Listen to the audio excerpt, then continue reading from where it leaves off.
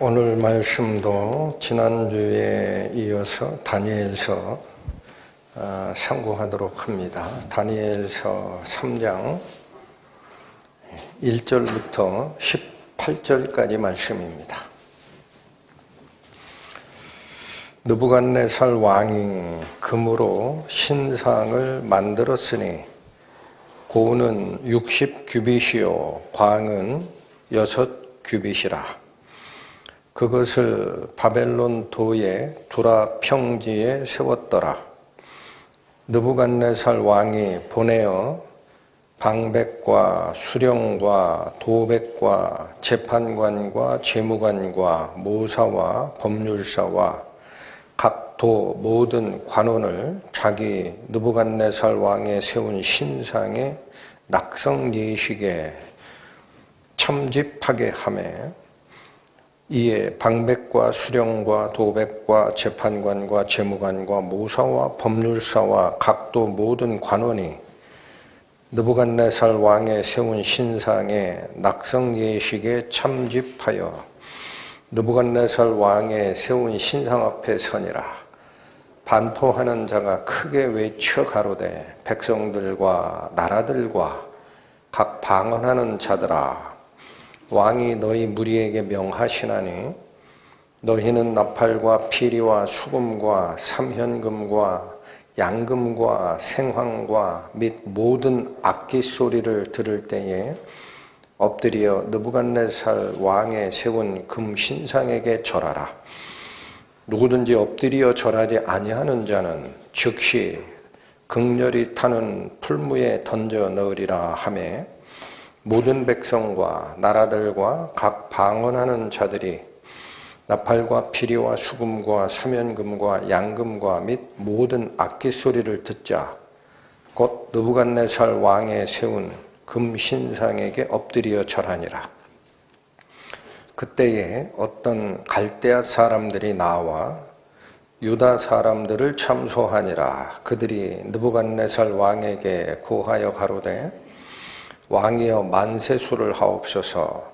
왕이여 왕이 명령을 내리사 무릇 사람마다 나팔과 피리와 수금과 삼현금과 양금과 생황과 및 모든 악기 소리를 듣거든 엎드려 금 신상에게 절할 것이라. 누구든지 엎드려 절하지 아니하는 자는 극렬히 타는 풀무 가운데 던져 넣음을 당하리라 하지 아니하셨나이까. 이제 몇 유다 사람 사드락과 메삭과 아벳느고는 왕이 세워 바벨론 도를 다스리게 하신 자 이언을 왕이여 이 사람들이 왕을 높이지 아니하며 왕의 신들을 섬기지 아니하며 왕이 세우신 금 신상에게 절하지 아니하나이다. 느부갓네살 왕이 노하고 분하여 사드락과 메삭과 아벳느고를 끌어오라 명하매 드디어 그 사람들을 왕의 앞으로 끌어온지라.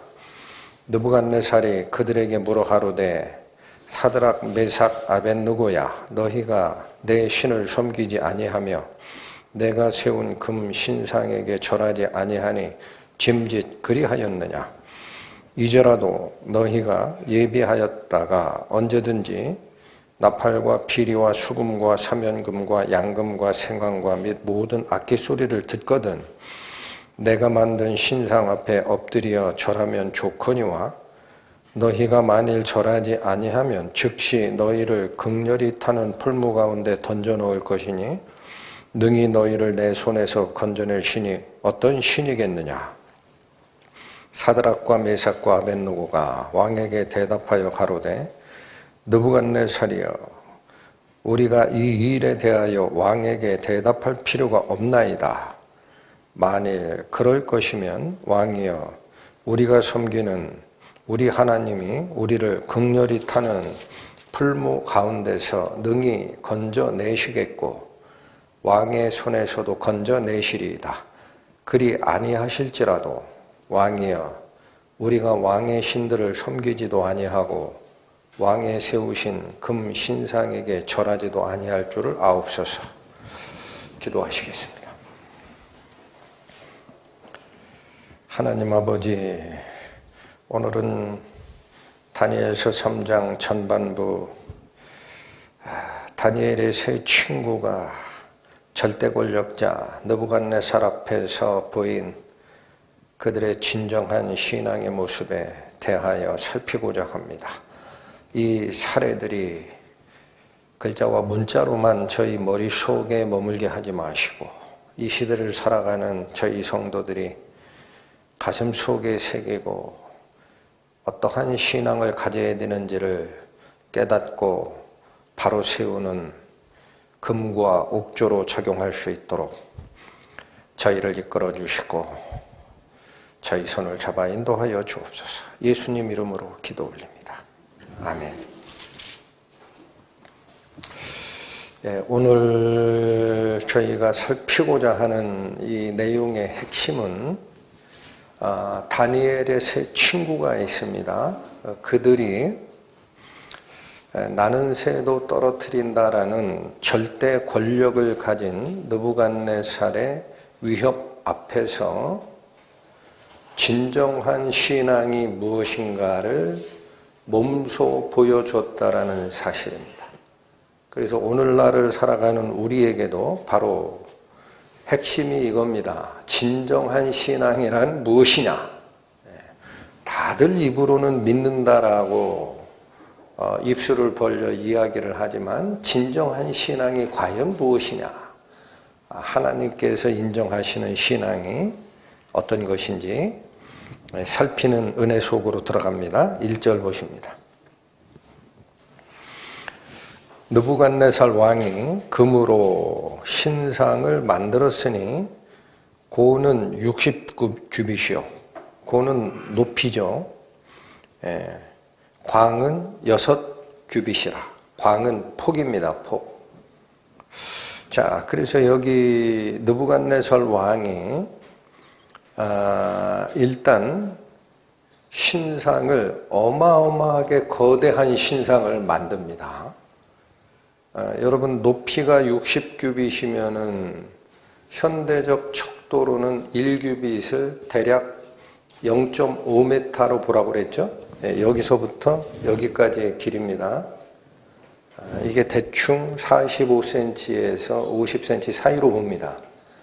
그러니까 간단하게 0.5m면 60규빗이면 높이가 얼마짜리입니까? 어마어마하죠? 그 다음에 이 폭은 6규빗이면 3m짜리예요.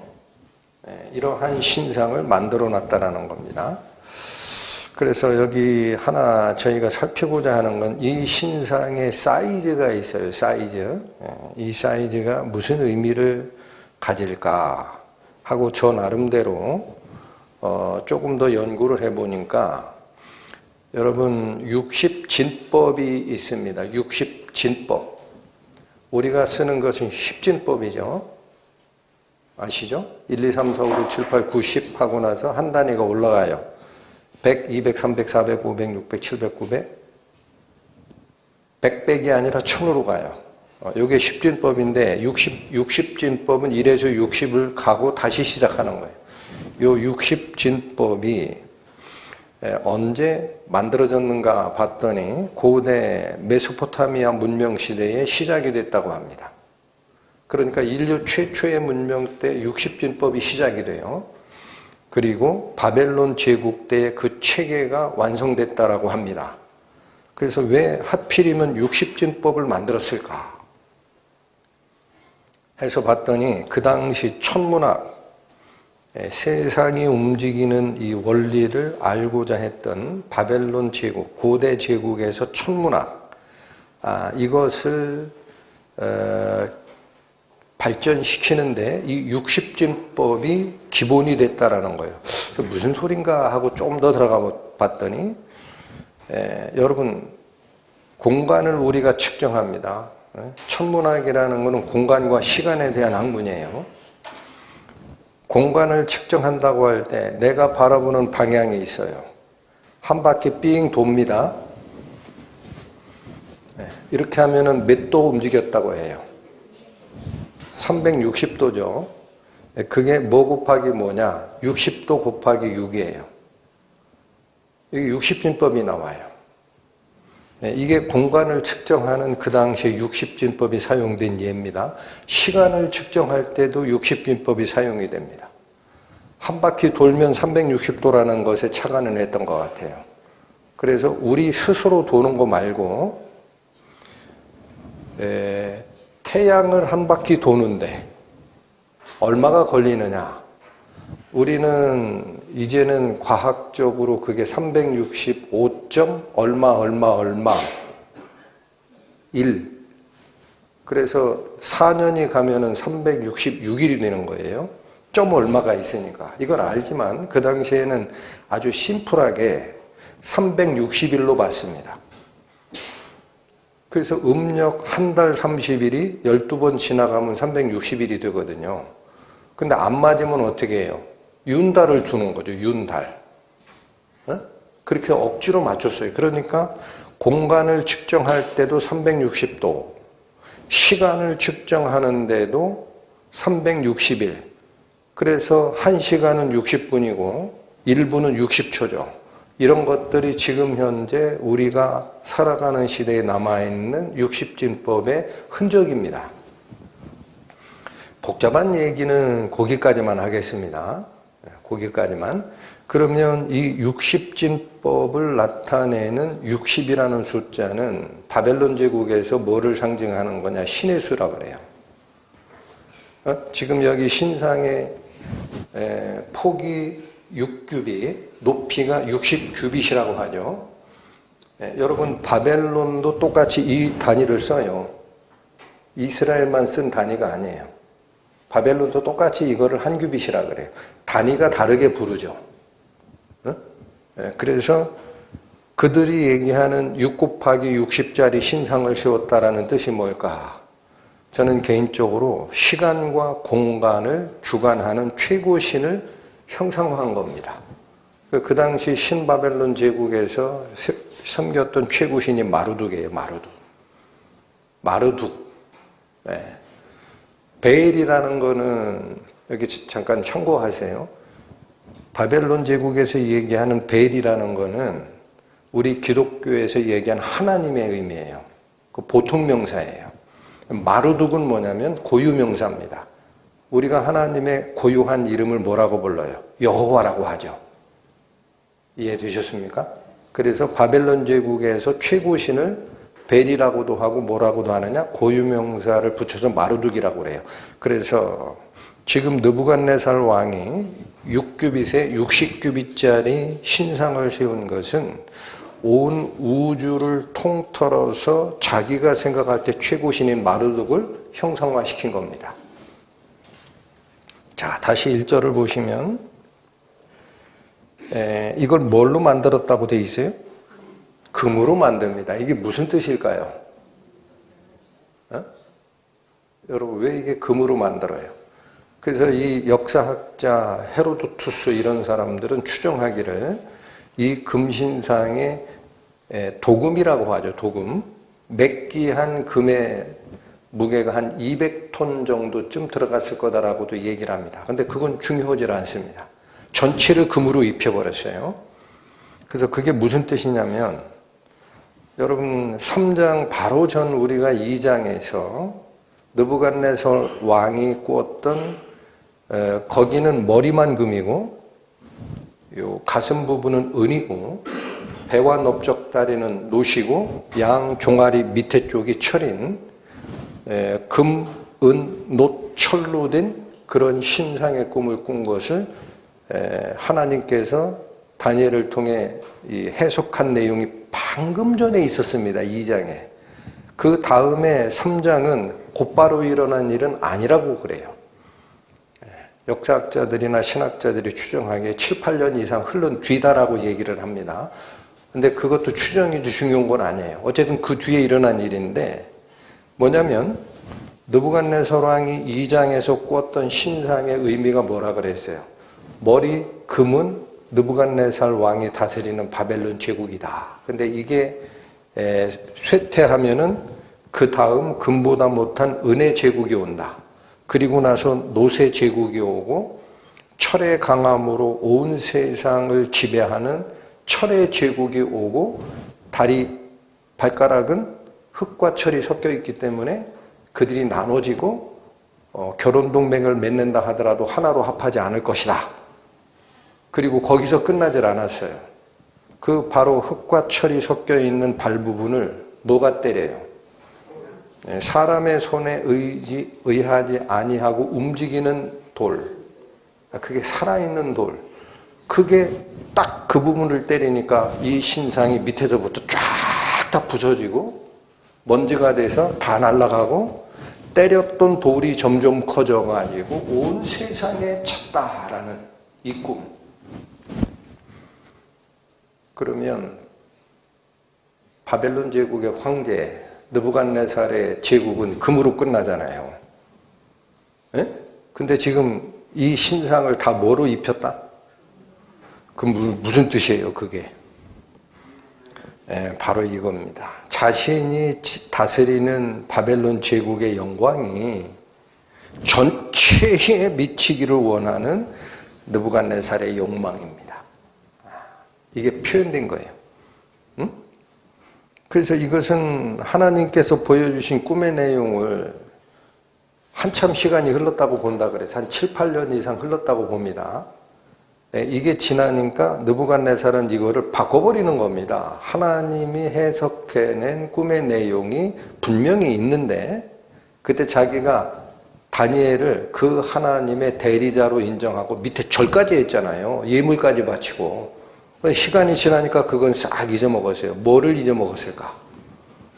2장 44절 다시 갑니다. 2장 44절 이 열 왕의 때에 하늘의 하나님이 한 나라를 세우시리니 이것은 영원히 망하지도 아니할 것이요 그 국민이 다른 백성에게 돌아가지도 아니할 것이요 도리어 이 모든 나라를 쳐서 멸하고 영원히 설 것이라. 여러분, 그러니까 인류 역사의 맨 마지막에는 사람의 나라가 서요, 하나님의 나라가 서요. 근데 지금 느부갓네살은 어떤 왕국이 영원히 존재하기를 원하는 마음이 있어서 이 금신상을 세운 겁니까? 당신의 자기의 영광이. 그러니까 역사를 알려준, 꿈을 통해서 알려주신 하나님의 뜻이 흐려지고 내 영광을 드러내겠다라는 거예요. 그래서 이 교만이 나타난 게 4장이에요. 4장 30절 가보세요. 4장 30절.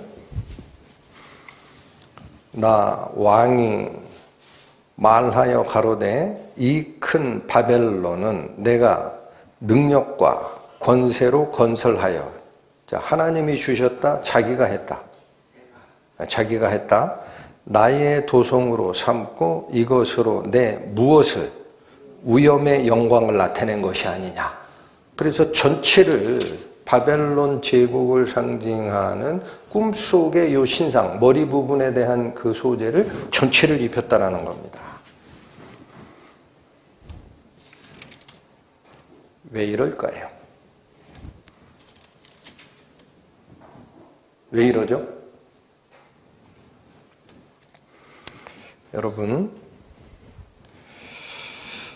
데이비드 오웬이라고 영국의 30대의 외무부 장관을 했던 분이에요.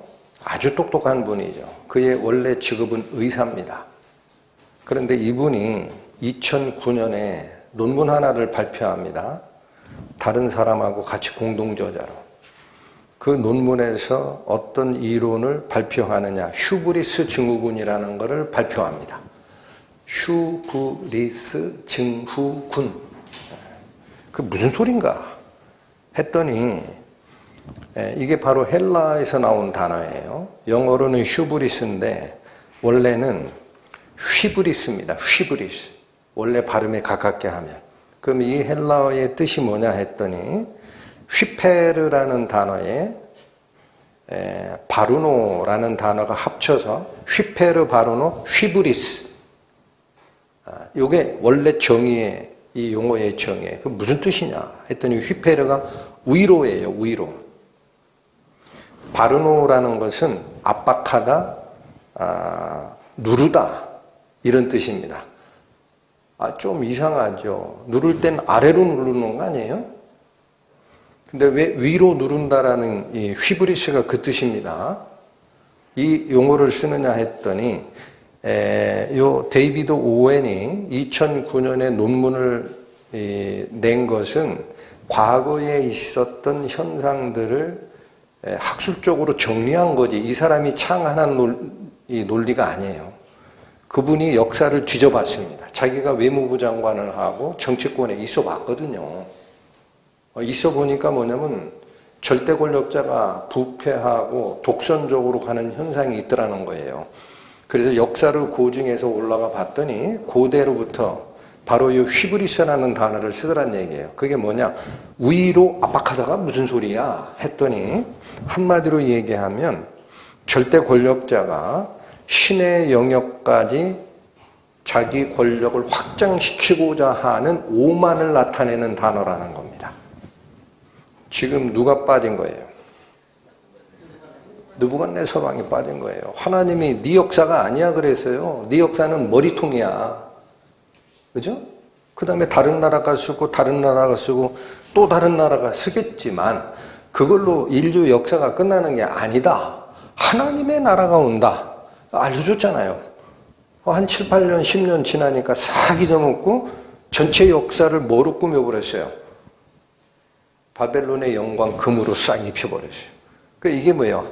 위로까지 미친 압박. 자기가 신을 압박하는 거예요.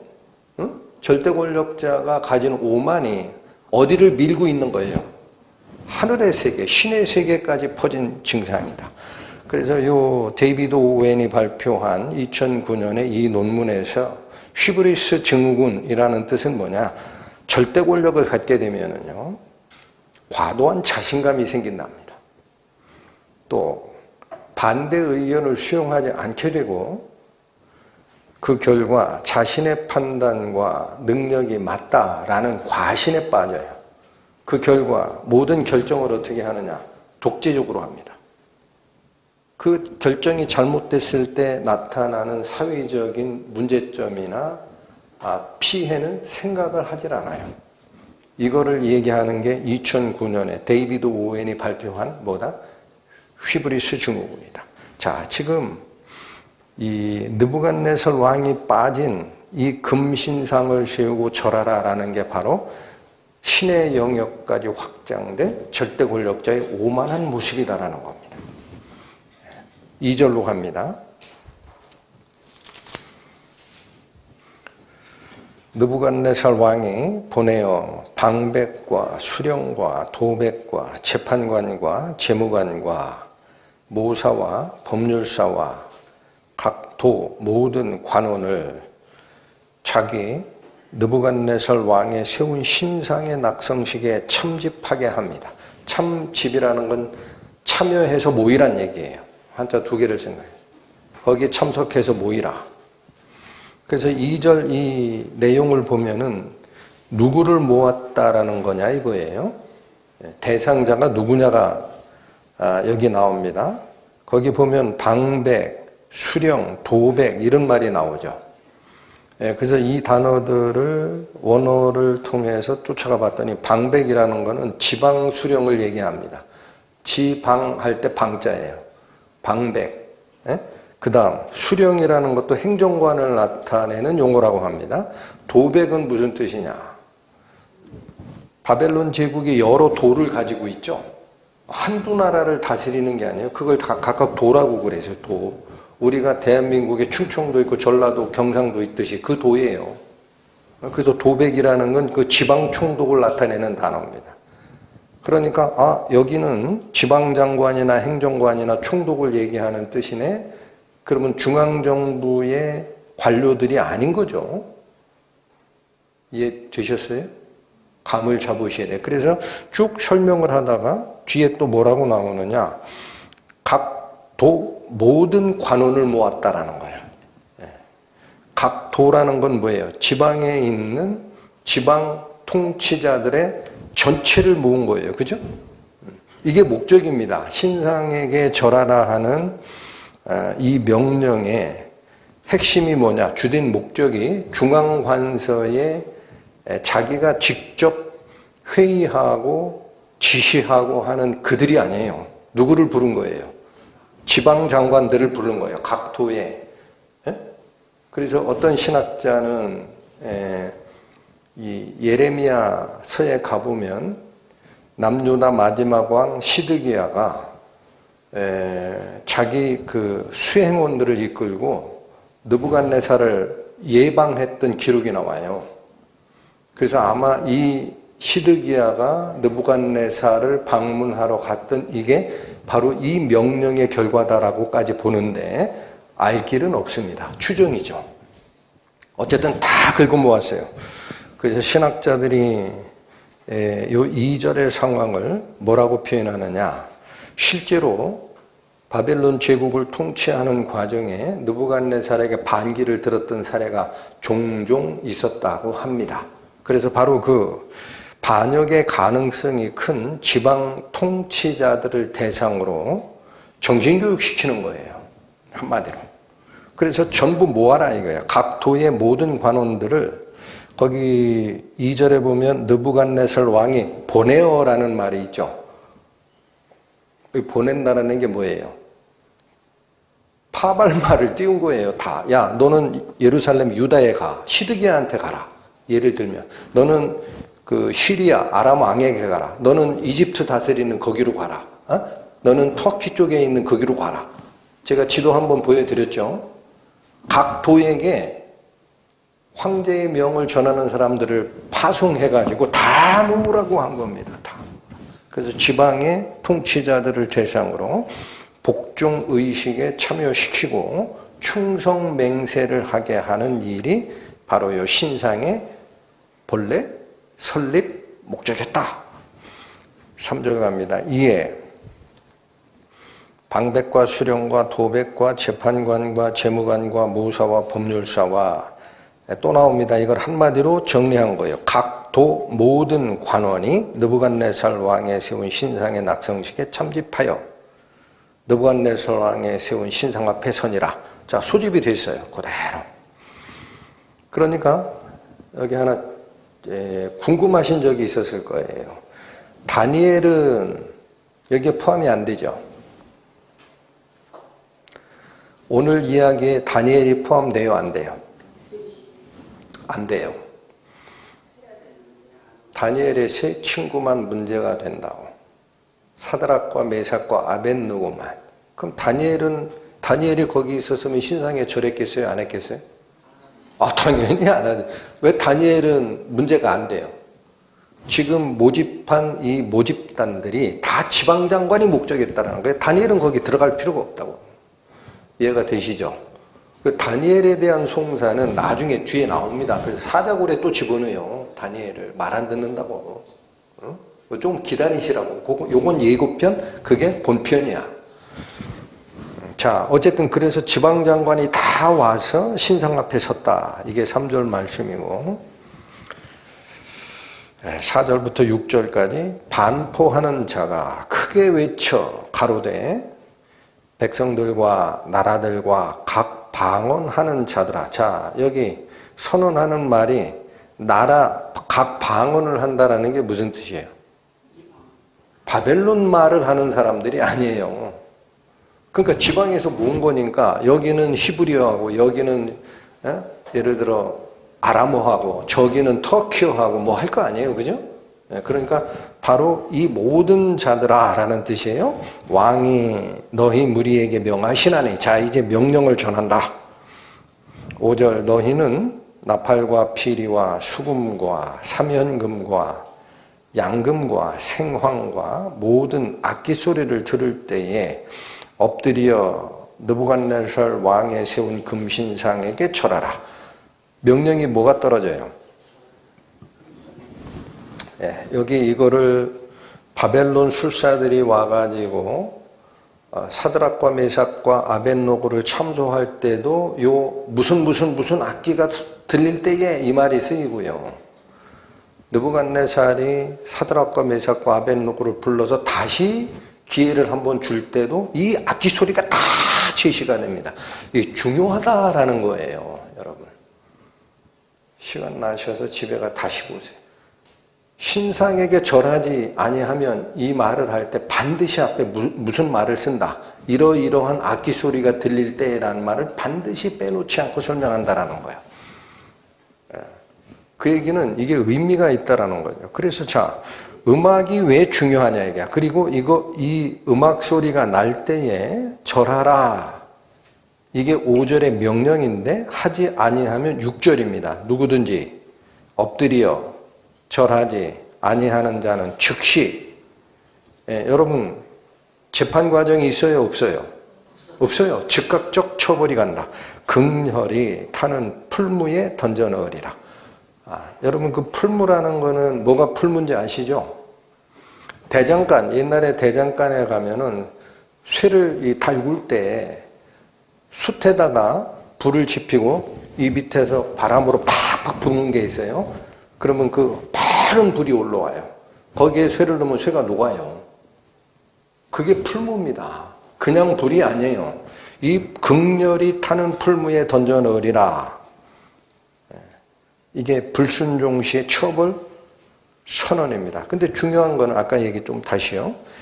이 이야기를 할 때 금신상에게 절하지 아니하면 이라고 간단하게 말하면 될 일을 항상 무슨 악기가 소리가 날 때에 절하지 아니하면 이렇게 꼭 얘기를 해요. 그럼 성경이 가르치고자 하는 방향은 뭐냐? 이 악기가 뭐냐 했더니 일단은 다시 가보세요. 5절 나팔과 필이라고 합니다. 이게 뭐예요? 관악기라고 합니다. 이 불어서 내는 소리 관악기라고 합니다. 그 다음에 뒤에 나오는 수금과 삼현금과 앙금 이런 말이 있죠. 이런 건 현악기예요. 줄을 튕겨서 내는 악기입니다. 그 다음에 생황이라는 이것도 현악기라고 보기도 하고요. 이 헬라어 단어가 심포니안가 이렇게 읽히는 단어예요. 그래서 여러분 심포니 오케스트라 아십니까? 심포니라는 게 뭐예요? 소리가 연합된 거예요. 그래서 생황이라는 이 마지막 단어는 악기다라고 주장하는 사람도 있고 이 현악과 관악이 어우러진 완전한 심포니 악단이었다라는 뜻이다라고 해석하는 사람도 있어요.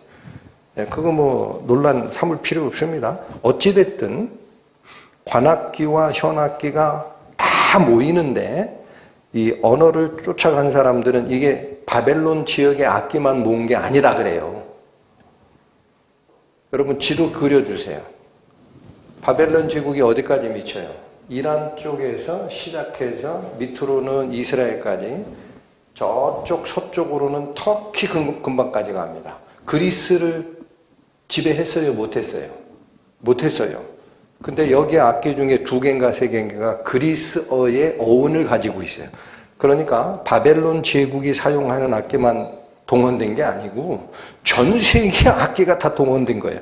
그래서 5절 끝에 뭐냐면 모든 악기 소리가 들릴 때라고 합니다. 그러니까 우리가 상상하는 것은 이게 단순히 나팔수 혼자서 쭉 분 게 아니에요. 신호하려고 분 게 아니라고. 그 당시 그 세계, 그 확장된 그리스 세계까지 사용할 수 있었던 모든 악기가 앙상블로, 관현악으로 우렁차게 조합된 이 음악이 사용됐다라는 뜻이다. 그래서 계속 얘기를 합니다. 제가 궁금해가지고 왜 악기 소리가 날 때에 이 말을 자꾸 성경에서 계속 빼놓지 않고 강조할까 하고 찾아봤더니 여러분 독재의 가장 유력한 수단이 음악입니다. 참 그 신기합니다. 그래서 그 음악이라는 거는 대중의 감성을 지배하는 힘이 있고 권력을 정당화하는 수단으로 아주 유력하다는 거예요. 그래서 이 음악이 뭘 지배하길래 그럴까 했더니 일단 그 현장에 참석한 자들은 집단적 일체감을 느낀답니다. 그러니까 여러분 교회 예배에서도 있죠. 파이프 오르간 쫙 연주하고 한 1000명이 쫙 일어서는 그 코러스 뭐예요? 성가대 그 음악에 눈물 흘리고 감정 짓고 하지 마세요. 그게 본론이 아니다라는 거예요. 지금 그걸 만든 거예요, 이게. 그래서 집단적 일체감을 형성을 하고 또 이런 음악에 2번, 3번 노출이 되면은요, 음악이 딱 울리면은 무릎을 딱 꿇는 조건 반사적 세뇌 현상이 생긴답니다. 그래서 자꾸 강조하는 거예요. 7절 봅니다. 모든 백성과 나라들과 각 방언하는 사람들이 또 나와요. 나팔과 피리와 수금과 상현금과 앙금과 모든 악기 소리를 듣자. 이거 안 빠진단 말이에요. 느부갓네살 왕이 세운 금신상에 엎드려 절하니라. 자, 이 절 안 한 사람이 없죠. 딱 지금 이 본문에서 누가 여기에 참석하지 않느냐. 다니엘의 3 친구만 참석을 안 했어요. 그래서 8절 갑니다. 그때에 다 금신상에 엎드려 절할 때에 그 뜻이에요. 어떤 갈대아 사람들이 나와, 이게 느부갓네살 앞에 온 거예요. 유다 사람들을 참소하니라. 여기서 말하는 유다 사람들은 밑에 12절에 나오듯이 다니엘의 3 친구를 얘기하는 겁니다. 그래서 여기 핵심이 이거예요. 유다 사람들을 참소한다라고 얘기를 하지만, 여러분 왜 유다 사람들이 참소 대상이 될 수 있었을까요? 왜 이스라엘 사람, 포로 잡혀간 남유다 사람들이 이 느부갓네살이 세운 금신상에게 절하지 않는 이 고소받을 대상자들이 되느냐? 성경에서 우상 숭배 못하게 되어 있으니까 그들은 절하지 않습니다. 그죠? 그런데 실제로 밑에 12절에 가보면은 유다 사람들이 참소 대상이 됐다라고 하지만 구체적으로는 누가 거명이 돼요? 다니엘의 3 친구예요. 그래서 고소를 했던 이 갈대아 사람들이 누굴까 하고 봤더니요. 여러분 이 갈대아 사람들이라는 이 단어가 2장 5절 가보세요. 2장 5절. 왕이 갈대아 술사에게 대답하여 가로되 내가 명령을 내렸나니 너희가 만일 꿈과 그 해석을 나로 알게 하지 아니하면 너희 몸을 쪼갤 것이며 너희 집으로 걸음틀을 삼을 것이라, 이 말이 나오죠. 요 2장 5절에 갈대아 술사라고 번역한 단어가 있습니다. 이게 오늘 본문의 8절에 있는 갈대아 사람과 같은 단어를 씁니다. 그러니까 성경이 얘기하는, 지시하는 것은 갈대아 사람 평민이 고소자로 쓰는 게 아니에요. 누가 쓴 거예요? 왕의 꿈을 해몽하라라고 모여있던 갈대아의 지혜자 그룹들입니다. 거기 박사, 우리 성경에서 보면 박수, 점쟁이, 이런 사람들이 있죠. 천문학자. 이 사람들, 그 사람들이 고소자로 쓴다라는 거예요. 그 왜 그러냐면 이게 정식 고소가 아닌 겁니다. 다시 보세요. 8절. 그때에 어떤 갈대아 사람들이 나와 유다 사람들을 어떻게 하니라 라고 되어 있습니까? 참소하니라. 그래서 이 참소하니라 라고 되어 있는 이 단어가 뭔가 하고 쫓아가니까, 여러분 바벨론 제국이 사용하는 원래 언어가 무슨 언어라 그랬어요? 아카디아어, 아카드어. 잊어버리셔도 돼요. 이 아카드어로 무슨 뜻이냐? 살 조각을 씹어먹다. 살 조각을 씹어먹다.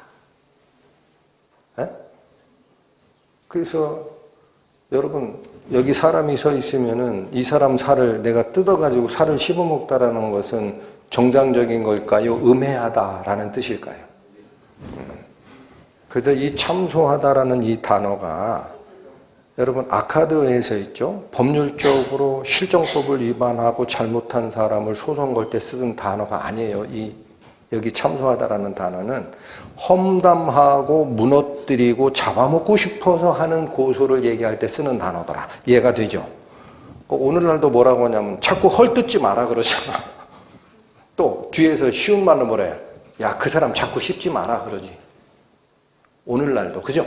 그래서 이 참소하니라라는 건 악의적인 뜻을 담고 그들을 해하려고 하는 의지로 요 사실을 왕 앞에 고소했다라는 뜻입니다. 자, 9절에서 12절 이들이 고소하는 내용이 나옵니다.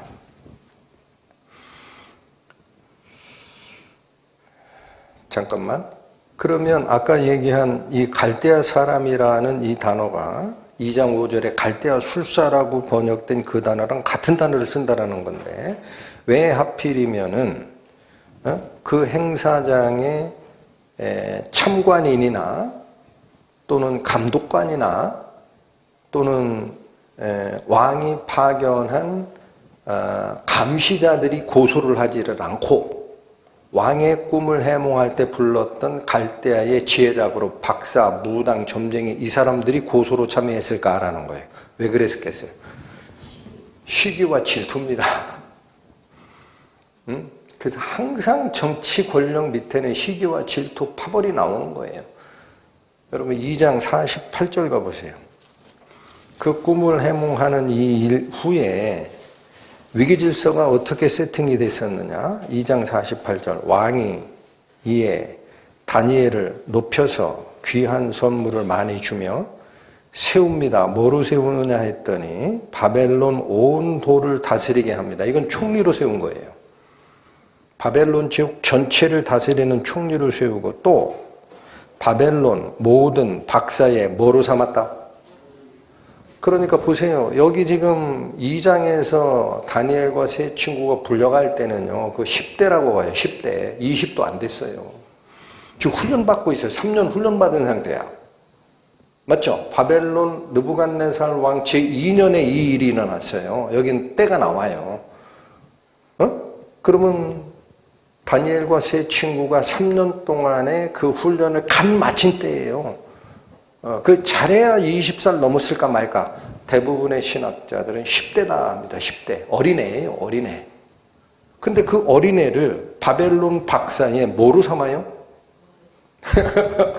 어른 삼았어요. 이게 우두머리야. 우두머리.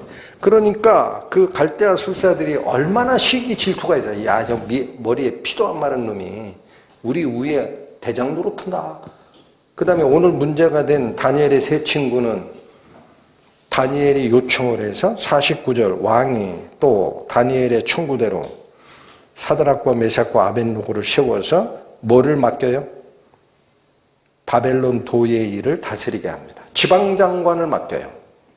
바벨론 도라는 것은 바벨론 제국의 본토의 그 지역 지방자치단체입니다. 그 구역 바벨론도 거기를 다스리는 지방장관을 만들어요. 그리고 다니엘은 왕국에 거하게 하고 총리 대신의 일을 맡겼다. 자, 이게 얼마나 질투와 시기가 일어나게 잘 됐다 이거지. 잘 됐다. 여러분들 봐라. 너 어디 왕명 거슬리는 거 내 눈에 띄기만 해봐라. 왕에게 고자질해가지고 니네는 그날로 모가지다. 이렇게 보고 있다가 딱 고소가 들어가는 모습이다. 9절에서 12절 이들이 하는 고소의 내용은 아주 정밀하고 왕이 했던 명령에 근거합니다. 9절부터 봅니다. 그들이 느부갓네살 왕에게 고하여 가로되 왕이여 만세수를 하옵소서. 일단 가서 인사한 거죠. 만수무강하세요. 10절 왕이여 왕이 명령을 내리사 무릇 사람마다 나팔과 피리와 수금과 사면금과 양금과 생황과 및 모든 악기 소리를 듣거든. 자, 이거 반드시 설명한다라는 거, 그죠? 이게 즉각 반응, 조건적 반사적 세인의 방식이 음악이라 그랬어요. 이걸 듣거든 어떻게 하라고 되어 있었다? 금신상에게 절할 것이라. 11절 누구든지 엎드려 절하지 아니하는 자는 극렬히 타는 풀무 가운데 던져넣음을 당하리라 하지 아니하셨나이까. 근거가 뭡니까? 왕명입니다. 왕이 했던 명령이 있다.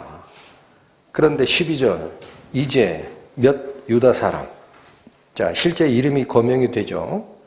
사드락과 메삭과 아벳느고 이 세 사람이 왕이 세워 바벨론 도를 다스리게 한 자이거늘 지방장관이다니까 이들이 그 신상에 절하는 낙성식에 참여하는 대상자가 핵심이 중앙정부 관료가 아니라 누구를 데리고 오는 거였었다.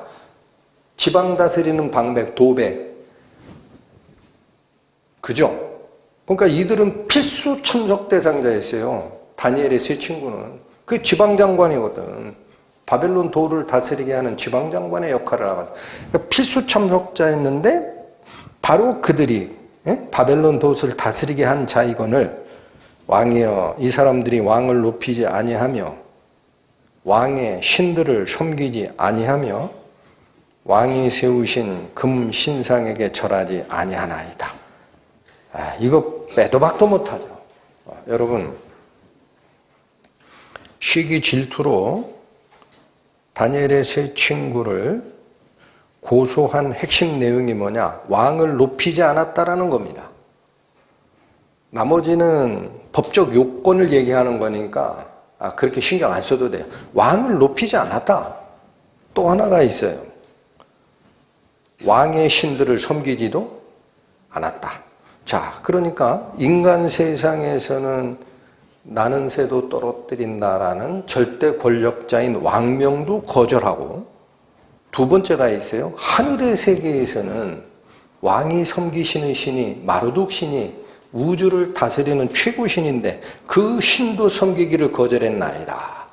이게 살아날 가능성이 있다? 없다? 하나님만 빼세요. 일단 참신이신 하나님을 모르는 이방인의 입장에서는 지상의 절대 권력자를 높이지도 않고 그가 섬기는 우주의 최고신을 섬기지도 거절했다. 한마디로 살아날 가능성이 없다라는 거예요. 여러분 이 고소가 딱 나오니까 왕의 행동이 13절에서 15절 기록되어 있습니다. 13절 갑니다. 느부갓네살 왕이 노하고 분하여 감히 어디 절대 권력자인 내 명을 거역했느냐라는 거죠. 사드락과 메삭과 아벳노고를 끌어오라 명함에 드디어 그 사람들을 왕의 앞으로 끌어온지라. 큰일 났죠. 14절 느부갓네살이 그들에게 물어 가로되 사드락 메삭 아벳노고야 너희가 내 신을 섬기지 아니하며 내가 세운 금 신상에게 절하지 아니하니 짐짓 그리하였느냐? 그게 사실이냐? 이게 묻습니다. 15절 이제라도 너희가 예비하였다가 언제든지 나팔과 피리와 수금과 사면금과 양금과 생황과 및 모든 악기 소리를 듣거든. 자, 이거 반드시 수식어구로 들어간다라는 거예요. 이해가 되죠? 음악적으로 절대 권력에 일체감을 주게 하고 조건 반사적 세뇌를 불러내는 유력한 수단이 음악이다라는 거예요. 하거든 내가 만든 신상 앞에 엎드려 절하면 좋거니와. 이게 뭐야? 한 번 기회를 더 주겠다라는 거예요. 자, 이것도 참 문맥을 자세히 읽다 보면은 느부갓네살이 많이 양보한 거라는 거예요. 원래는 이런 신문 과정도 필요 없다라는 거였어요. 6절 가보세요. 누구든지 엎드려 절하지 아니하는 자는 심판을 거쳐서 즉시. 어느 쪽이에요?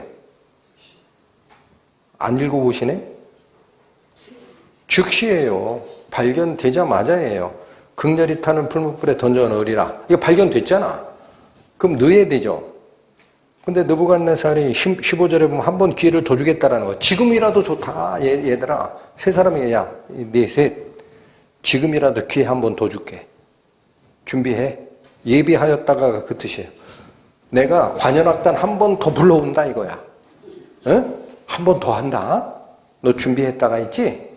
관현악단 다시 시작할 거야? 그러면 그때라도 절해. 그러면 봐줘.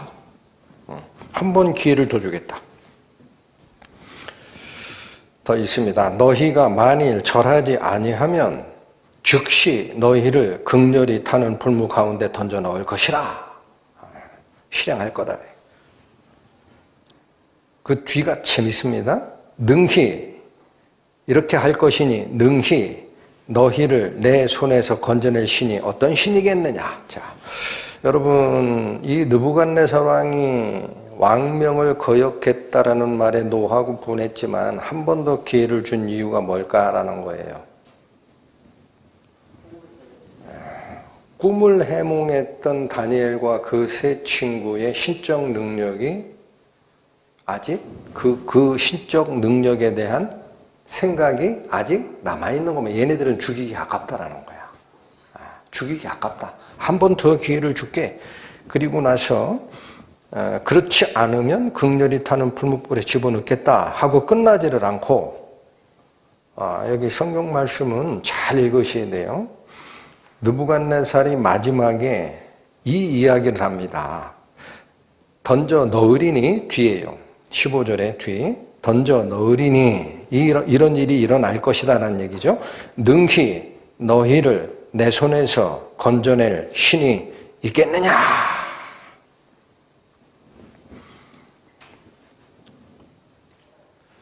여러분 13에서 15절의 핵심이 사실 15절이에요. 나머지는 다 요건이에요. 요건.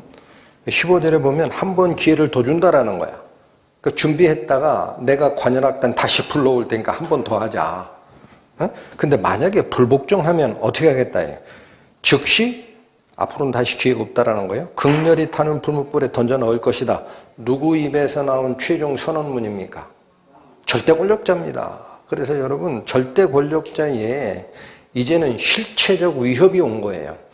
한마디로 요 목 끝에다 날카로운 검을 딱 들이댄 겁니다. 죽을래 살래. 이건 장난이 아니에요. 그리고 나서 뭐라고 하느냐. 이게 얼마나 무서운 위협인지 아냐라는 거예요. 느부갓네살이 이야기하고자 하는 핵심이 이 칼날은 내 손에서 건져낼 신이 아무도 없을 만큼 실체적인 것을 이해를 못하냐 이 뜻입니다. 그러니까 여러분 이 말이 참 이 느부갓네살의 본 마음입니다. 느부갓네살이 결국 얘네들을 죽이겠다라는 이 결정에 누구를 끌어들인 겁니까? 신을 끌어들였다. 눈치 못 채셨구나.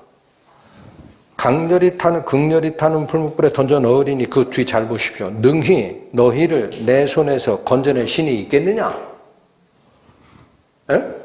그러니까 느부갓네살이 이 사건을 왕명을 거역한 자와 왕명의 관계에서 어디로 옮겨버렸어요? 내가 더 쓸 것 같냐? 신이 더 쓸 것 같냐? 이거야. 한마디로.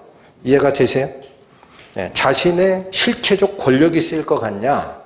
니네들이 믿고 있는 신의 능력이 있을 것 같냐? 이렇게 바꿔버렸다라는 거예요. 느부갓네살이. 그 이야기는 무슨 뜻일까요? 신이야. 이 머릿속에 사상 속에서 그냥 섬기는 거지. 섬기는 가치지. 나 느부갓네살은 나는 새도 떨어뜨리는 실제 권력이야. 네가 실체 권력인 이 시퍼런 칼날 앞에서 안 죽을 자신이 있냐? 신도 못 막아 이건. 16절 세 친구의 답변이 나옵니다. 사드락과 메삭과 아벳느고가 왕에게 대답하여 가로되 느부갓네살이여 우리가 이 일에 대하여 왕에게 대답할 필요가 없나이다.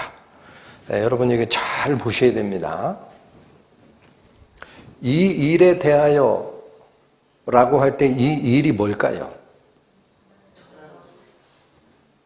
분명히 이 세 친구는 절할 거예요? 안 할 거예요?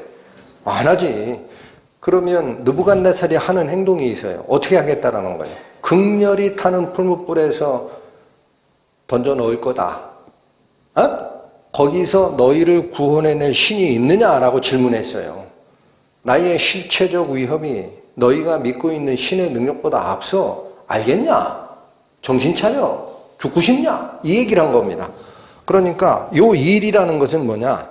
느부갓네살이 세 친구를 위협하는 실체적 칼날이 있어요. 에? 그게 어디로 연결되느냐? 여기서 너희를 구원할 신이 있겠느냐라는 질문이에요. 그러니까 이 문제가 왕과 왕명을 거절한 사람과 사람 간의 문제에서 어디로 옮겨졌다 그랬어요, 제가. 느부갓네살이 세냐, 신이 세냐라는 문제로 옮겨졌다 그랬죠. 요 일, 요 일에 대해서 답변할 필요가 있다, 없다. 예, 여러분, 이 문구를 잘 보셔야 됩니다. 건방지죠? 절대 권력자가 물으면 답변해야지. 여기 뭐라 그러셨어요? 답변할 필요가 없대. 야, 이런. 근데 여기 호칭도 더 재미있어요. 2절. 아니, 2절이 아니라 그 앞에 16절. 사드락과 메삭과 아벳노고가 왕에 대하여 가로되 느부갓네살이여 그럽니다. 왕이 빠졌죠? 여러분, 문장은 잘 읽으셔야 돼요. 어떤 사람들은 사드락과 메삭과 아벳느고가 절대 권력자 느부갓네살을 폄하하고 능욕했다라고 읽습니다. 이 왕이라는 명칭을 뺀 것을. 아닙니다. 성경은 굉장히 조밀해요. 앞에서 잘 보십시오. 왕명을 거스리면 내가 풀무불에 던져 넣겠다. 이게 나의 실체적 위협이다. 여기서 건져낼 신이 있느냐? 이렇게 이 싸움을 모와 모의 싸움으로 느부갓네살이 바꿔버렸어요. 나의 실체적 위협이 있을지, 너희가 믿고 있는 신의 능력이 있을지 한번 볼래? 이렇게 바꾼 거예요. 그러니까 세 친구가 하는 답변은 있죠. 분명히 앞에서는 대답하여 가로되라고 돼 있어요. 16절 사드락, 메삭, 아벳노고가 왕에게 뭐 하여 가로되? 이게 왕에게 한 대답이에요. 근데 대답할 필요가 없다고 나오잖아, 뒤에. 이건 대답 아니다라는 얘기야. 그거 무슨 뜻이냐. 이 싸움, 다시 보십시오, 여러분. 느부갓네살의 실체적 위협과 여기서 건져낼 하나님의 능력이 맞붙고 있다고요, 지금. 네, 이렇게 맞붙고 있을 때 이것에 대한 대답은 세 친구가 할 대답이 아닌 거예요. 그러니까 우리는 답변할 자격도 없고 우리의 답변은 의미도 없다 이런 거예요. 우리의 답변이 의미가 없다. 그럼 누가 답변해야 돼요? 여러분, 누가 답변해야 돼요? 하나님이 답변하시는 거예요. 느부갓네살이 싸움을 그렇게 걸었다고. 에? 내가 죽이려고 한다. 이걸 건져낸 신의 능력이 있느냐? 너희들이 믿고 있는 신이 그 정도 능력이 돼? 하고 싸움을 건 게 누구다? 느부갓네살이다. 그러니까 답변은 누가 해야 돼요? 하나님이 하시는 거지. 그래서 답변할 능력이 없다, 답변할 필요가 없다라는 이 말은 뭐냐? 하나님께서 답변하실 일이다라는 뜻이다 이거야. 성경 말씀은 굉장히 조밀합니다. 그런데 그래서 여러분 잘 보세요. 앞에서 왜 느부갓네살이여라고 왕이라는 명칭을 뺐느냐? 이 답변은 세 친구의 답변이 아니라 하나님이 답변의 본질이 되어야 되기 때문에 앞존칭을 쓴 겁니다. 갑자기 어려운 얘기를 해서 여러분, 존칭어는 님, 왕 이렇게 하세요. 이게 존칭어죠. 앞존칭이 뭐예요?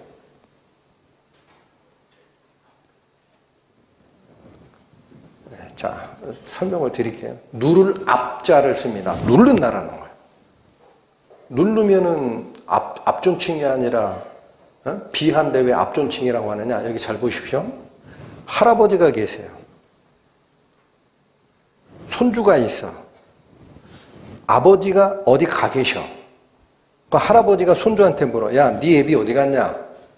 이렇게 물어. 그러면 이 손주는 누구한테 답변해요? 할아버지한테 답변하죠. 할 때 뭐라고 그래요? 아버님께서 지금 자리에 안 계십니다. 이렇게 답변해요? 그거 예의가 아니에요. 애비가 자리에 없습니다. 그래야 돼. 그걸 앞존칭이라 그래. 에? 지금 대상자보다 높은 분이 있어요. 그러면 그 대상자보다 높은 분에게 이 대상자를 표현할 때는 얘를 낮추는 게 할아버지에 대한 존칭어예요. 그걸 앞존칭 용법이라 그래. 이해가 돼요? 아시겠어요? 사장이 어느 부서의 대리를 불러요. 야, 그래서 네 부서 김 부장 어디 갔냐라고 물어. 그러면 이 대리가 뭐냐면 김 부장이 지금 회의 중이에요. 요걸 대답을 해요. 할 때 뭐라고 하냐면 김 부장님께서 회의 중이십니다. 그러면은 예의가 아니에요. 사장한테는 뭐라 그래야 돼요? 김 부장이 회의 중입니다. 그래야 돼. 그걸 앞존칭이라 그래. 이해가 돼요? 아, 힘들어. 제가 학교에서 정시 말고 수시 면접을 볼 때 질문하면은 앞존칭 용법을 제대로 쓰는 학생들이 없어요. 가끔씩 힌트를 줘요. 앞존칭 쓰시는 거예요.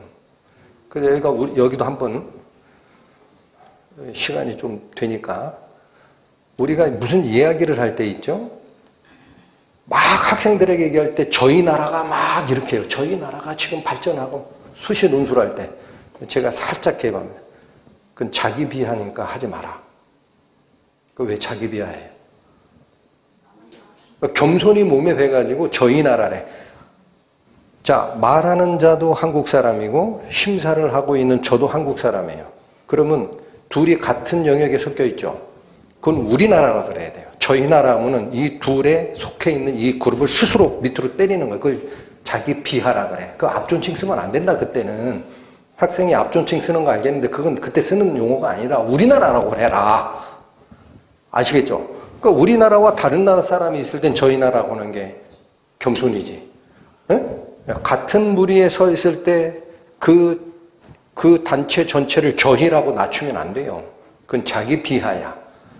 이해됐을 겁니다. 갑자기 소교단상에서 별 얘기 다 하네. 그 여기 이 말이 그 뜻이다. 이게 이해하셨어요? 예, 그래서 세 친구는 자기들이 답변할 필요가 없다라는 거예요. 이 싸움은 누구와 누구의 싸움이 돼버렸다.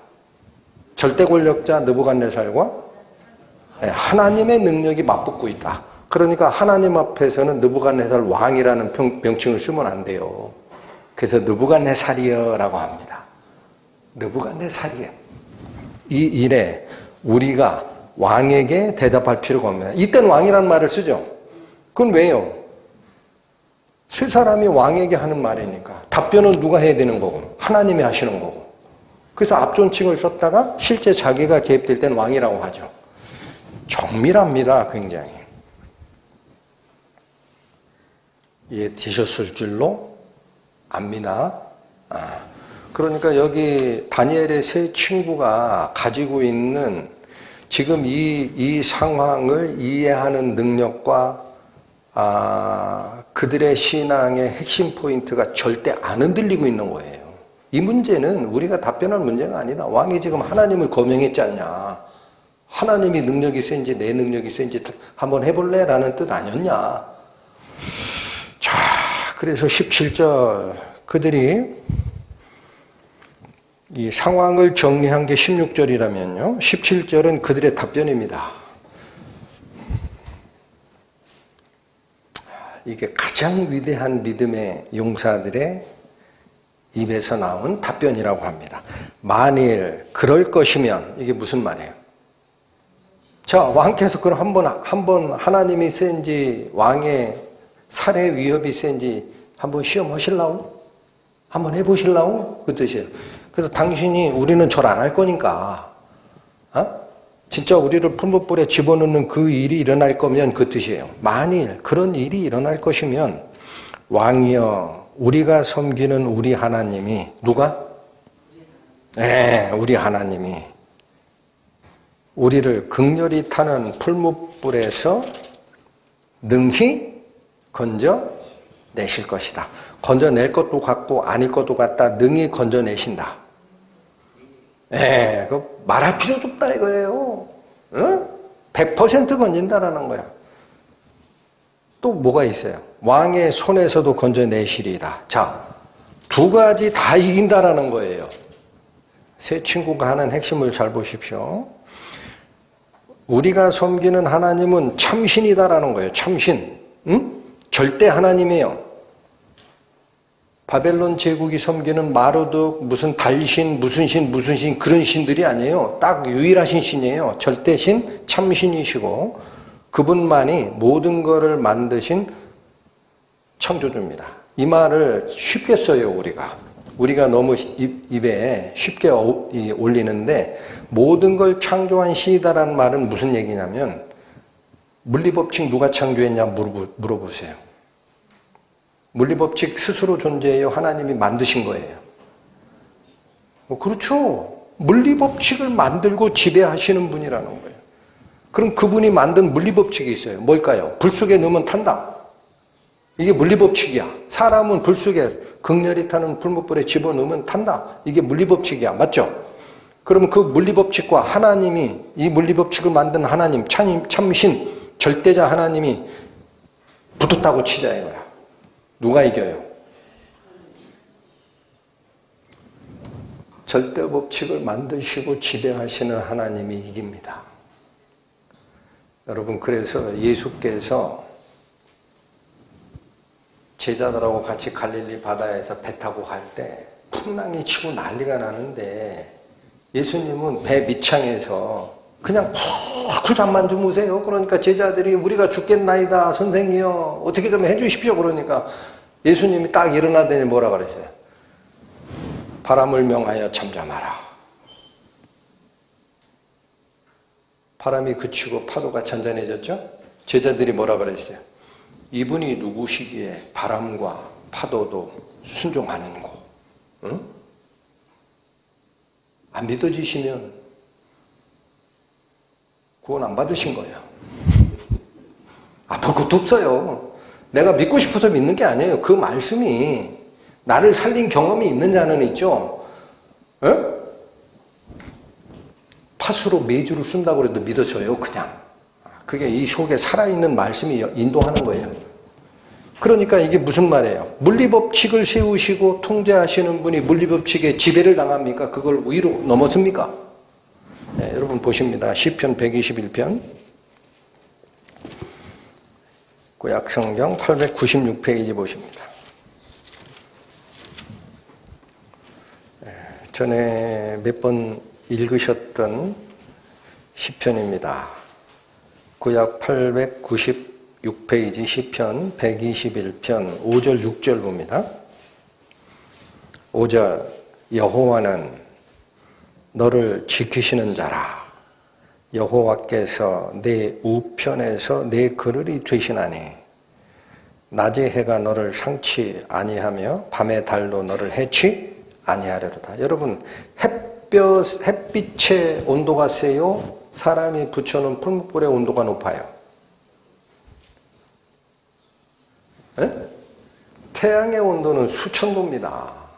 말할 것 뭐 있어요? 그 해로부터도 하나님이 우리를 보호하신다, 보호하지 아니하신다. 아멘.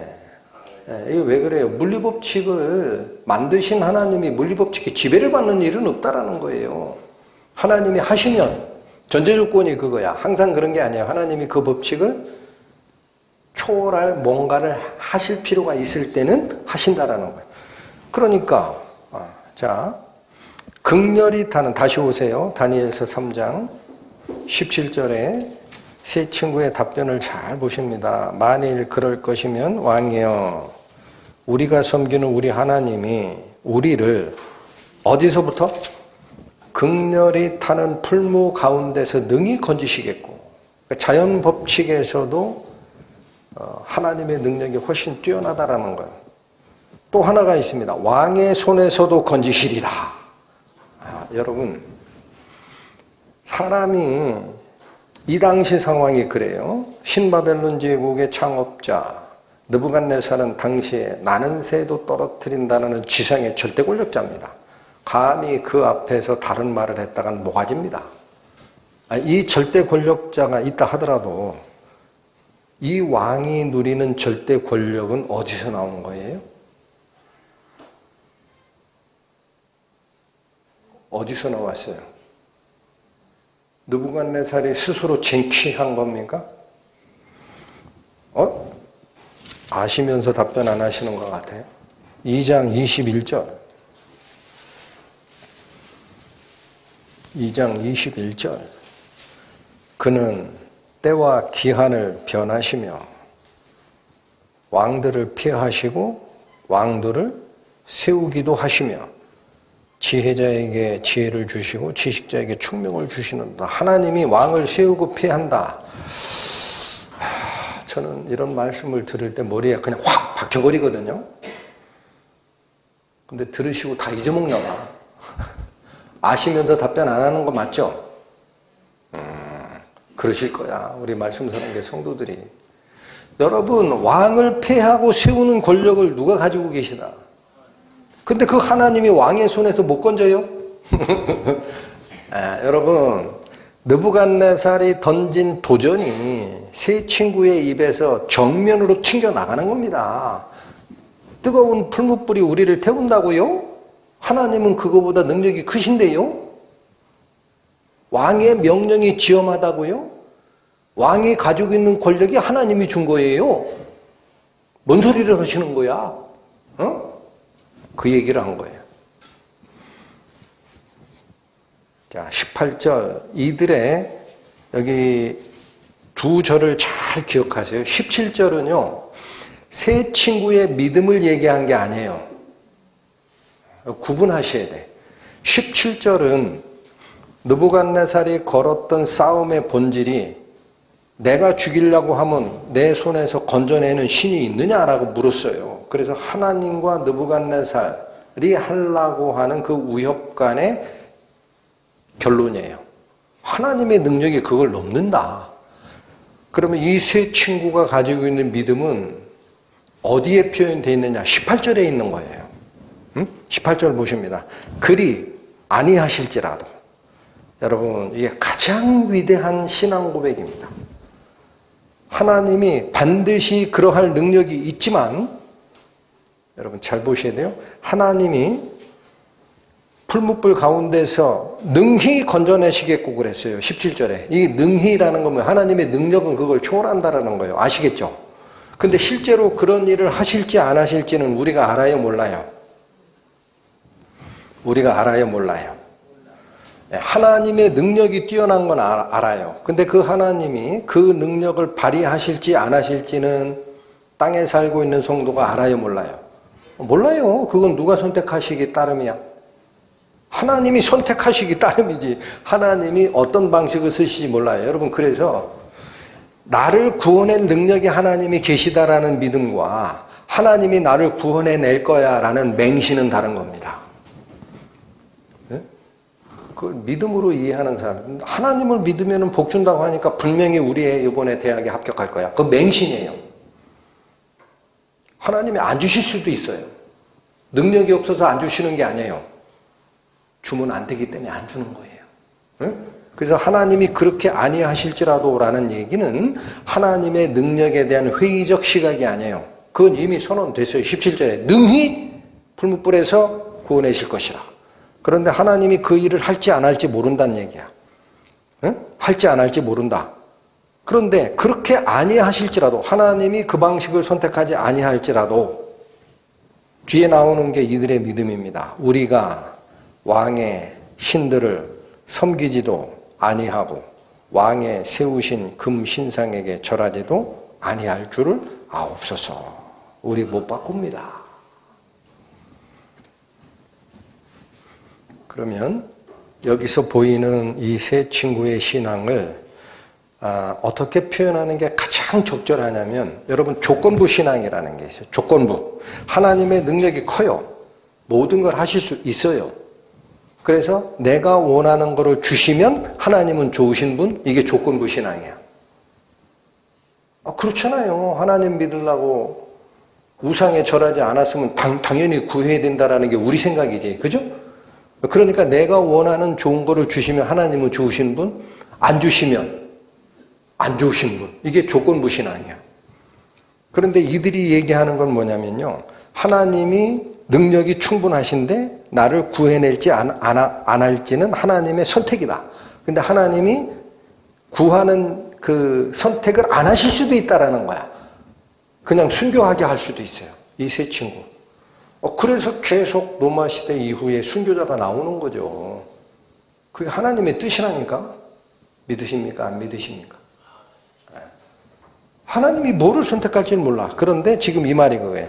그리 아니하실지라도 우리를 풀무불에서 건져내는 일을 하나님께서 하시지 아니하실지라도 어떤 반응을 보이실지라도 왕이여 우리가 왕의 신들을 섬기지도 아니하고 왕이 세우신 금신상에게 절하지도 아니할 줄을 아옵소서. 이걸 뭐라고 하느냐. 조건부 신앙이 아니라 움직이지 않는 신앙, 절대적 신앙이라고 합니다. 여러분 이 절대적 신앙이 우리의 신앙이 되어야 합니다. 자기를 돌아보십시오. 그래서 여러분 제가 가끔 드리는 말씀이 이거예요. 믿는다라고 입으로는 다 얘기를 합니다. 그런데 어떻게 믿느냐가 달라져요. 어떻게 믿느냐. 하나님을 절대자로 믿느냐. 여러분 이 절대자라는 개념을 잘 정립을 해 주십시오. 하나님이 절대자예요. 하나님이 절대적 선입니다. 믿으십니까? 자기를 돌아보시라고요. 하나님이 절대자시고 하나님이 절대적 선이에요. 그 말은 무슨 말이냐? 풀무불에서 우리를 구하셔도 선하신 하나님이 작동을 하신 거고 풀무불에서 구하지 않고 순교로 우리를 끌고 가신다 하더라도 하나님은 선하신 분이야. 아멘.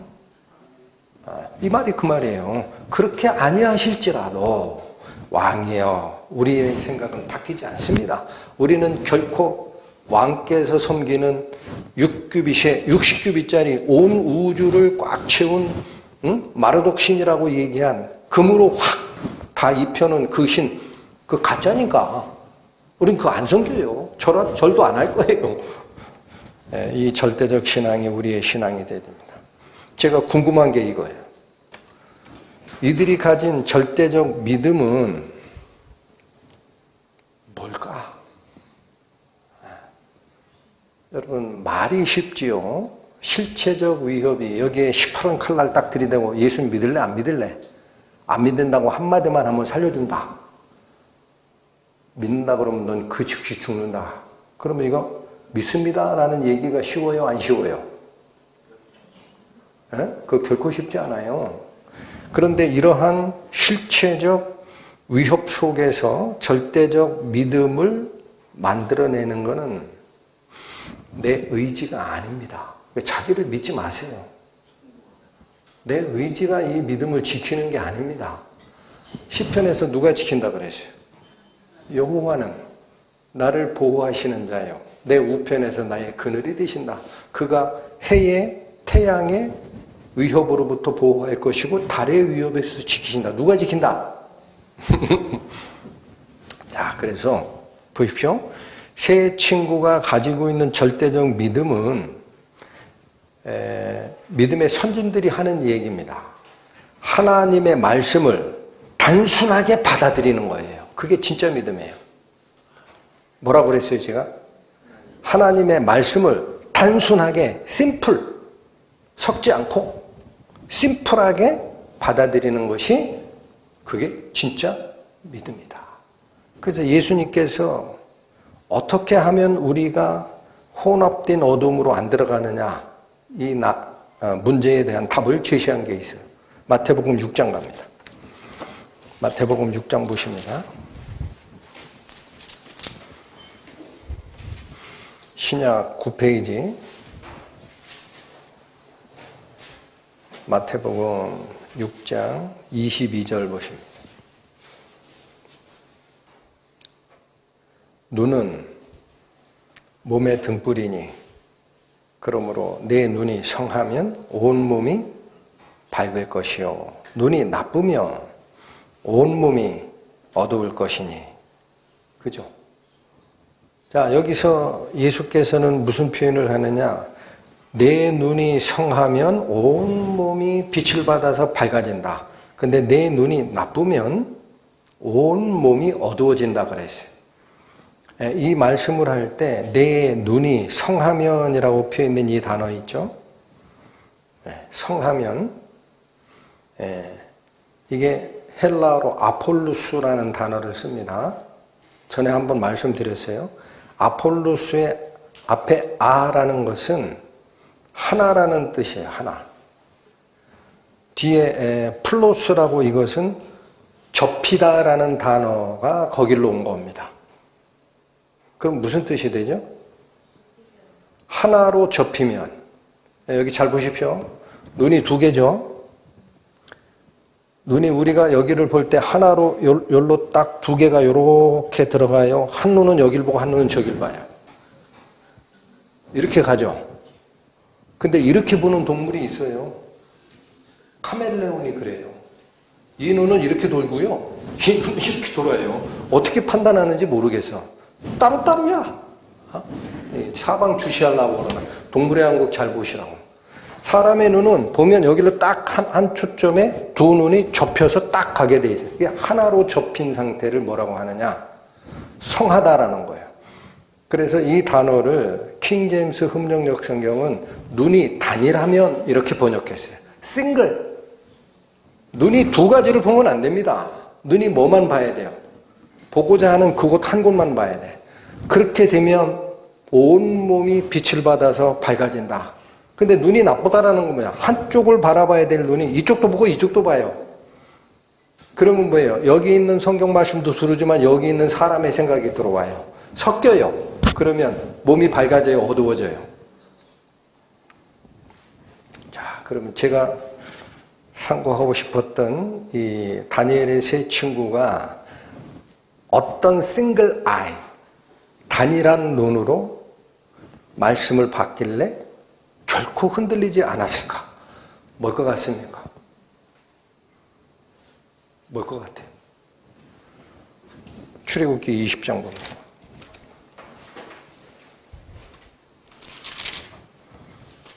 구약성경 113페이지 펴보십니다. 출애굽기 20장 4절 5절 봅니다. 4절 너를 위하여 새긴 우상을 만들지 말고 여러분 뭐 만들지 말라 그래요? 우상 만들지 말라 그래요. 또 위로 하늘에 있는 것이나 아래로 땅에 있는 것이나 땅 아래 물속에 있는 것에 아무 형상이든지 만들지 말라. 만들어도 된다, 만들지 말라. 5절 그것들에게 절하지 말라. 누구 말씀?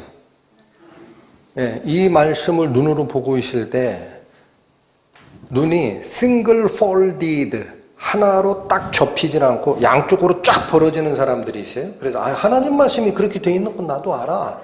근데 이거는 내가 섬기려고 만드는 게 아니거든. 그거 만들어도 돼. 그걸 dual folded라고 돼 있는 거예요. 그래서 뭐냐, 여러분 신앙생활을 하다 보면 위대한 믿음의 선진들이 있죠. 사도 바울, 그죠? 사도 바울 유명하다고 해서 교회 마당에다가 사도 바울 신상 세우면 됩니까? 안 됩니까? 됩니까? 안 됩니까? 마리아가 예수님을 낳은 우리 주님의 어머니, 육체적 어머니지만 해서 그분을 신상을, 마리아상을 교회 마당에 세우면 됩니까? 안 됩니까? 여러분 어디 가서 대화하거나 복음 전할 때 꼭 기억하셔야 돼요. 여기 금지된 게 있어요. 위로 하늘에 있는 것이나 아래로 땅에 있는 것이나 땅 아래 물속에 있는 것에 어떠한 형상도 만들지 말라. 그러니까 어떤 분은 그래요. 사람은 여기 없잖아. 사람. 마리아는 사람이고 사도 바울 사람이고 베드로 사람이고 그거 우리가 그 기념하고 존경하려고 세우는 거 괜찮잖아. 267페이지 펴보십시오. 267페이지 신명기 4장 보십니다.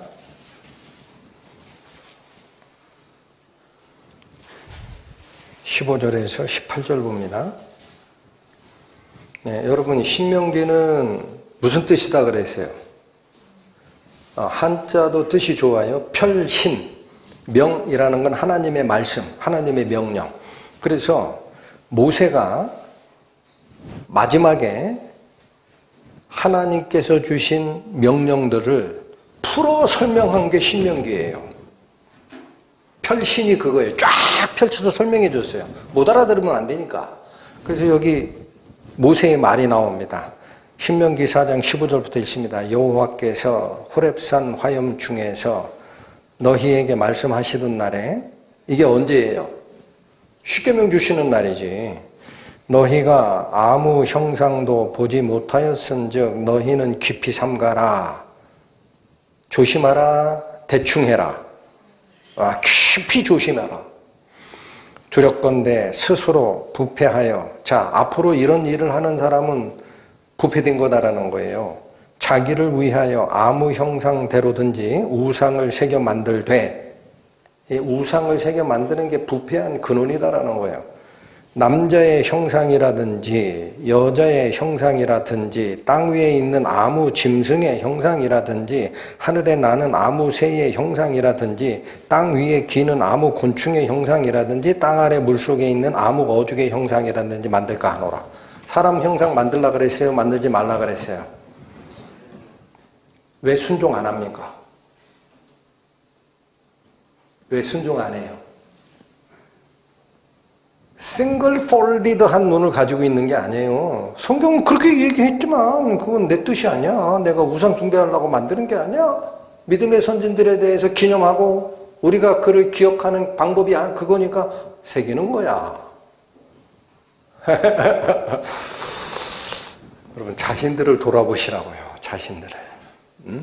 그래서 저는 어떻게 생각하느냐, 오늘 이 다니엘의 세 친구가 그리 아니하실지라도 왕이여 우리가 왕의 신들 섬기지도 아니하고 왕의 세우신 금신상에게 절하지도 아니할 줄 아옵소서 한 것은 십계명의 두 번째 계명 기억하는 겁니다. 하나님이 하지 말라고 했어요. 그거 느부갓네살이여라고 앞존칭 쓰잖아. 당신이 지금은 절대 권력자로 보이지, 당신도 죽으면 심판자 하나님 앞에 서. 건방 떨지 말어. 내가 네 말 들을 것 같냐? 하나님 말씀 들을 것 같냐? 여러분, 이게 뭐다? 다니엘의 세 친구가 보여준 절대 신앙의 근본입니다. 그걸 놓치지 말라라는 거예요. 누가 뭐라고 하든. 제가 예를 하나 들겠습니다. 이 성경을 해석하고 믿음의 이 기둥, 주춧돌을 세우는 과정에서 삼위일체 논쟁이 있었어요. 기독교 역사에서 가장 강렬한 논쟁입니다. 이게 4세기라고 하니까 AD 313년에 콘스탄티누스 황제가 기독교 승인했죠. 그 황제가 아직 존재할 때인 것 같아요. 그때 논쟁이 붙었어요. 무슨 논쟁이 붙었느냐? 성자 하나님이 성부 하나님과 어떤 관계냐라는 거예요. 어떤 관계냐? 아버지 아들 관계, 혹은 창조주와 피조물의 관계냐? 그래서 여러분, 아리우스파라는 사람들이 있어요. 이름이 비슷해서 잘 기억하세요. 아리우스라는 신학자가 있어요. 아리우스. 그리고 그 사람을 쫓아가는 일파들을 아리우스파라고 합니다. 이 아리우스가 당시에 어떤 사람이냐? 엄청 뛰어난 설교자입니다. 그리고 그 당시 알렉산드리아, 이집트의 수도 알렉산드리아에 있는 신학대학의 교수였고 황실과 인맥이 굉장히 두꺼웠어요. 그리고 이 사람을 추종하는 동방교회의 주교들이 많았어요. 이 아리우스가 뭐라고 그랬느냐? 성자 예수께서 하나님 맞다. 그런데 아버지 하나님하고는 다른 거다. 아버지 하나님이 만든 하나님이야. 그러면 아버지는 창조주고 아들 하나님은 피조물이죠. 그잖아. 이렇게 얘기한 거예요. 그래서 하나님의 본질을 가지고 계신 건 맞지만 성부와 똑같은 존재가 아니라 성부가 만드신 존재다. 이게 아리우스파예요. 이건 삼위일체를 부인하는 거죠. 근데 그 당시에는 그렇게 읽히거든. 왜냐면 아버지가 있고 아들이 있는데, 응? 아버지가 나를 보냈다고 하는데, 그럼 다른 거지. 근데 여기에 보잘것없는 한 사람이 나타나요. 그 사람이 아타나시우스예요. 아타나시우스는 당시에 주교의 보좌역 정도였어요. 한 사람은 신학대학 교수야. 한 사람은 석사생 학생이야. 예를 들면. 그 다음에 이 사람은 설교할 수 있는 이 사제라고 합니다. 사제의 반열에도 못 들었어요. 부사제야. 지금으로 얘기하면 뭐예요? 부목사나 강도사나 전도사쯤 돼. 그러니까 이건 게임이 안 되지. 그런데 이 논쟁이 둘 간에 붙었어요. 아리우스가 성자 하나님은 하나님이 맞지만 성부 하나님하고는 다른 존재입니다 라고 설명을 하니까 그 뛰어난 설교력에 그의 뛰어난 논리 구조에 그를 뒷받침하는 황실의 인맥에 이 사람을 추종하는 동방교회 주교들의 지지에 아타나시우스가 한 말이 자꾸 묻히는 거야. 근데 이게 자꾸 제기하거든. 절대 양보를 안 해요. 그거 아니다. 증거가 여기 있다. 막 얘기하니까 문제가 생긴 게 교회가 분열되게 돼 있어요. 하나님의 삼위일체 이 교리에 대해 놓고 여기가 점점 자꾸 발견하니까 아타나시우스 말이 맞는 것 같거든. 그러니까 난리가 난 거야. 막 난리가 난 거야. 그래서 교회의 통합을 최우선시했던 황제의 추종 세력들이 아타나시우스에게 갑니다. 가가지고 뭐라고 하느냐. 아타나시우스, 온 세상의 자네를 반대하고 있네. 무슨 뜻이야? 이제 그만해. 아타나시우스가 그 얘기를 딱 듣고 뭐라고 대답했을까요? 그럴까요? 그게 천국 지옥 가는데 관계없는 건데 나도 양보를 할까? 그렇게 했을까요? 온 세상이 진리를 거스른다면 나는 세상을 거스를 것입니다.